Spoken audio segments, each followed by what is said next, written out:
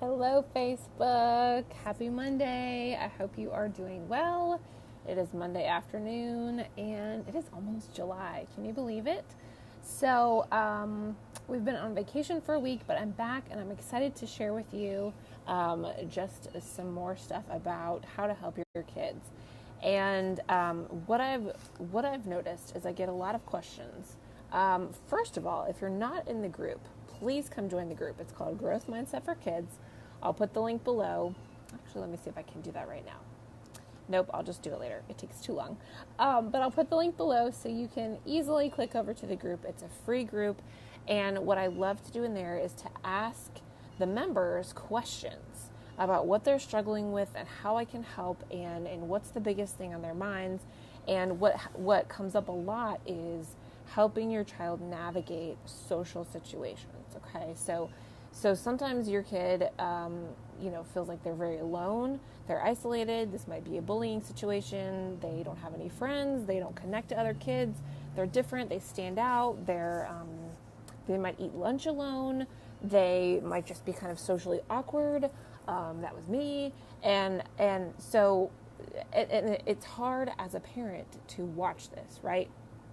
So whether this is other kids picking on him, whether this is your child is the only one maybe not invited to the birthday party, maybe they're getting singled out by teammates, whatever the situation may be, it's no fun for you as a parent because you're watching your child suffer, and I totally get that. You feel probably angry, right? Powerless, maybe a little fear in there when your kid has trouble fitting in. And it's not always clear how to help. Your feelings are totally valid, and it would be weird if you didn't feel that way, by the way. So mom and dad, it's totally normal for you to feel that way, but what do we do to help? It feels like kind of a desperate situation. You don't want your kid to be alone. You want to fix it for them. Like, let's just make it okay. I want my kid to be happy and thriving and enjoying themselves and wanting to go to school and wanting to play sports and wanting to be social and all those things that we know are beneficial, right? It's hard when you're little. It's hard when you're a grown-up too, let's be honest. We've just learned some things. And I tend to want to know where the offending child actually lives so that I can march over and have words with either that child or the parent or whatever, which is totally not effective. And don't do this. But it's like my only power move. Okay, let me become the mama bear and just get aggressive all of a sudden and be protective. And as much as we want to help them, we want to intervene, we want to fix it, we want to call someone's mom, we want to email the teacher, or whatever protective reflex jumps to your mind, it's actually better if we don't. And I know that's not a fun thing for anyone to hear, because it's like, wait, if I can't do that, what do I do? And so some people find this kind of a bummer. Like, what do you mean? Am I just supposed to sit on my hands? Am I just supposed to just watch this happen? And the answer is no. Okay, so I'm going to give you some solutions here to actually help your child solve this. Solving it for them essentially doesn't teach them anything. Okay, and it can actually make things worse because it's very disempowering, right? They don't learn how to do this themselves, and the mentality around, oh, I'm the victim, oh, I can't control anything around me, oh, everybody's out to get me, that sort of mentality actually grows when you go in and jump in and solve their problems for them. Okay, so you don't want to do that. But it's not acceptable to do nothing. And I hear you. So here's what we're going to do instead. We're going to teach our kids how to make friends. Just like any other skill, just like any other skill, we have to learn how to make friends. We have to learn how to be social, okay? To me, it does not come naturally. To your child, it might not come naturally. If your kid is a little more introverted or quiet, probably doesn't come naturally, and that's okay. Even for extroverted kids, sometimes they can be way over the top. Sometimes they can be the annoying kid, right? So it doesn't matter really if you're introverted or extroverted. It's learning the skills to be socially appropriate in different situations and how to interact with other people. People are complicated, okay? So it's okay. This is not weird that your kid is struggling with this. A lot of kids struggle with this. It just looks like everybody else has got it together, okay? You're not alone, okay? So this is the same as learning how to add or subtract or spell or any other skill that takes time and practice. Learning to ride a bike, learning to tie our shoes, learning to, going to college and that sort of thing. This isn't going to take as long as college. But just like math and science, some kids are going to learn this faster than others, okay? So this is why it looks like some kids have already picked this up in school and they're already executing it wonderfully and they're like super popular or whatever, and some kids need extra help with this, okay? There's nothing wrong with that. Just like you might need some help with math, some kids are going to need help with making friends, okay? There's no shame in this. Does not mean something is wrong with your child, okay? So you can't solve it for him, but you can be the teacher, the tutor, the guide, the coach alongside him as he learns and grows, okay? You as the parent are his best life coach, and you've waded the waters before, right? We've all had that moment at some point in our lives where we have felt left out and maybe singled out and alone, okay? So you are perfectly positioned for this role in helping your child overcome, okay? Because you've done it. The most important thing above every other advice that I ever give you is for your child to feel loved and accepted for exactly who they are at home. So if they're struggling at school, if they're feeling alone at school, just show your child as often as you can at home that it is okay to be whoever they are. That is the most important thing. That confidence will grow, and they will learn to not care about what the outside world thinks because you have shown them that there is a safe place for whoever they are, okay? So here's how you can teach your child the skills that they need to make positive friendships. Because you can make friends with anybody. We want to direct them to the right people, right? So let's see, 1, 2, 3, 4. I've got 5 things here, okay? And if you want to read about this, you can go over to the blog, erinKmonahan.com. Go to the blog, and it's the most recent tab up there, entitled the same thing as this live stream. So if you want to read about it, take notes, save it for later, copy it, print it out, and stick it on your fridge so you remember what to do. Go there. It's all in writing as well, okay? So, number 1, treat this like another subject in school, okay? Just like math and science, there is no stigma around learning how to do more math problems. There's just not. It's not weird, okay? So the same thing is here. All you have to do is to commit to practicing the right skills for a little extra time on a regular basis, okay? So you can practice things like starting conversations, practice back and forth dialogue, practice finding common interests, okay? How do you find something in common with somebody? Practice that. Go back and forth. Role play. Practice patience in taking turns talking, taking turns listening. Practice that listening. Practice being quiet if you've got the loud, talkative kid. You can even practice how to end unhealthy relationships, which is a lifelong skill that I feel like almost everyone avoids. We don't know how to get out of a situation because we're so afraid of hurting somebody's feelings, okay? Teach your kid that now.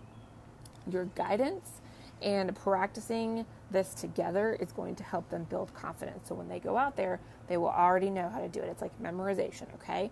And it's going to become more automatic over time, just like riding the bike, okay? Number 2, make a list of your child's strengths. Okay, what are they good at? This is really important. Include her in this process if she's old enough. What does she enjoy doing? What is she already good at? This can be anything. It can be in school, out of school, creative stuff, style, fashion, personality traits, whatever. It doesn't matter. I think you're really good at getting your hair ready in the morning, okay? Pick anything and make a list. Because when we focus on positive things, anything positive, the problems around us, perceived problems, when our world is crumbling, when our life is over, when everybody's mean to us, and you know we're just inundated with overwhelming struggle. If you can get them thinking about something positive, those problems become so much smaller.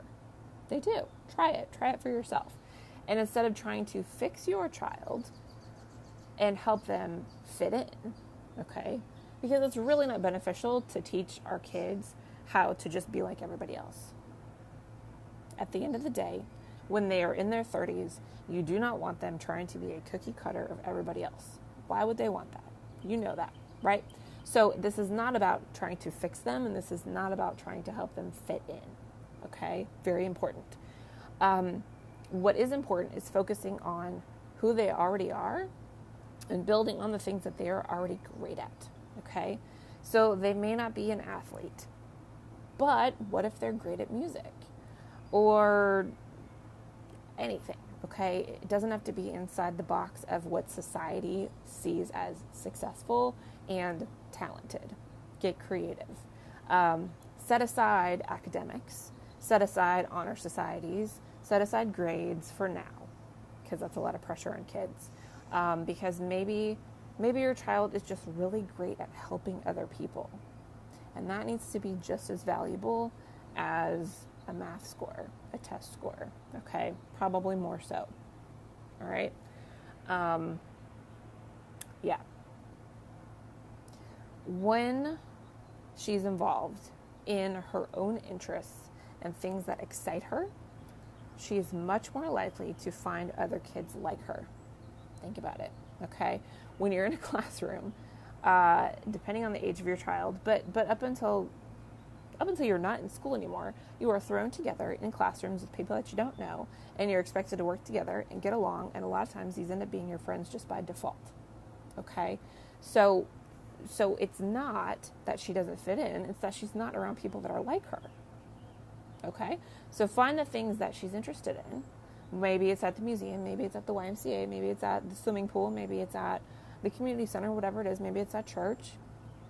And then she's more likely to find people that are like her, okay? Number 3, drill down into what the real challenge is. What's actually going on, okay? We can say that our kid is socially awkward. We can say that they're shy. We can even say that they're disruptive and disrespectful and whatever. But that doesn't really give us a lot of information about what's really going on under the surface. So get into the most pressing challenge within that context. And what I mean by that is find the root. Find the part that is actually hard for your child. You can even ask them, what's the hard part? What is the hard part about not having friends at school? Okay? And he might say something like, I don't have anyone to sit with at lunch. Okay? So that is a smaller version of the bigger problem. Okay? And that is something that you can actually work on, because that's a little more tangible. Is it things like that? Is it sitting with somebody at lunch? Is it small talk? Is it just seeing somebody's different point of view? Is it sharing? Is it taking turns? Do they just need to focus on one little skill versus, oh, my kid is socially awkward? Well, maybe we just need to work on listening. Okay? Maybe we just need to work on questions for small talk, which I hate. A lot of people hate. And I hate small talk questions, but I still have to practice those before I go to some social event. Okay? What am I going to say? What do you ask? How do you keep the conversation going? That sort of thing. I still need practice. I'm 35. Okay? And as the adult, this whatever's going on, the root that we were just talking about, this is going to be more obvious to you. Your kid may not know. You can ask them, what's the hard part about feeling like you don't have any friends? They may or may not know, okay? You have probably been noticing. If you haven't been noticing, start noticing and see if you can find what the actual problem is. Where do they really need help? Where are they already good at conversing or talking or sharing or whatever, okay? What skills do they need to learn in order to overcome it? Just pick like 2 to 3, okay? And then ask yourself, how can you start modeling this and teaching these skills on a daily basis, okay? So you're breaking it down, this huge problem, you're breaking it down into manageable pieces that you can actually start implementing on a daily basis. So this big problem suddenly seems bite-sized and totally doable when you break it down into the real challenge, okay? Number 4. This goes a little bit with number 2. I want you to expand your circle, okay? Because the reality is that sometimes kids are just mean. There may be no obvious reason why your child is being singled out or bullied, Okay? Sometimes it's just group dynamics. Schools can be particularly unfriendly because there's like hierarchies and there's social status, and it's just like school's hard. And everybody is low self-esteem, okay? And they lash out at each other, and nobody means to be as ugly as they absolutely can be. And no one remembers how mean they were when they get older, okay? So all the interests from step 2, all the things that your child is good at from step 2 that you listed, I want you to start using them here. Find the clubs, find the teams, find the youth groups, find the volunteer opportunities, or even just the neighborhood. Get outside the school if that's where the problem is, and get involved there. This is one of the most powerful things you can do for your kid because it gives them the freedom to start to choose other people, okay? Like I said, in the classroom, they're not able to choose their friends. They're just stuck in a group and they're expected to get along. When you get them into other areas, other circles of people with different interests, they're able to pick and choose much easier because it's all voluntary, okay? And compare this to yourself, okay? If you're in a job and you know the feeling when you're stuck in a job and you happen to work with idiots, but you have to play nice because you don't want to get fired, right? Okay, this is kind of the equivalent, which is why we end up starting our outside activities like our bunco groups or our wine clubs or our book clubs or whatever it is, okay? Friends outside of work that you vent to all the time and you bitch about work. Because work can be tough, okay? But those are the people that we want to be with. So we need to set our kids up for success by creating opportunities for them to find kids that they want to be with, okay? And then number 5, teach them what to look for in a good friend. What makes a good friend? They probably don't know because they've just been stuck with other people, right? It's not obvious to kids why they might like or dislike someone, okay? Younger kids are just intuitive. Like, you're nice to me, I'm going to play with you. You're not nice to me, I don't want to be around you, okay? Like, they're just, it's so much simpler. But it gets complicated as they get older and they see their peers becoming popular and things like that. So what does a good friend even look like? We are taught to ignore this instinct, right? Like, you get a bad vibe about somebody and you're like, oh, it's probably fine, but it's maybe not really fine, and you find out later and you regret your decision, okay? We are taught to ignore that intuition, but you can encourage your child to tap back into this before they learn to ignore it completely, okay? Deep down, we can already tell who's a nice person and who's kind of a slime ball, okay? We can just feel it when we're around them. So make this an easy exercise. Set a timer and have your kid write down as many positive things, positive qualities as they can think of in a friend, okay? And they'll probably pull on the friends that they already have. And then go over that list together. Talk about why they're important, why are they good, and have him pick like his top 5, okay? These are the top 5 things I look for in a friend, a good friend. Then do it in reverse. Write down as many negative qualities as you can think of that your kid might want to avoid in a person. You saw somebody being mean, you saw somebody push somebody, and again, talk about why you wouldn't want this in a friend, okay? And then you can compare the list. This is good, this is not so good. Maybe hang them up as reminders. And the key thing here is to point out that your child has the power to choose positive friends over negative friends, and they're never forced to be with the people who have this quality list of negative things to avoid. Never forced, always a choice, okay? So it gives them back the power, okay? And you can also ask, why do you think we make friends with the wrong people sometimes? And this can bring up great conversation about fitting in and peer pressure and things that you can address that, again, gives them back the power of, oh, I'm not forced to do this. Oh, it's okay to be my own person, and so on and so forth, okay?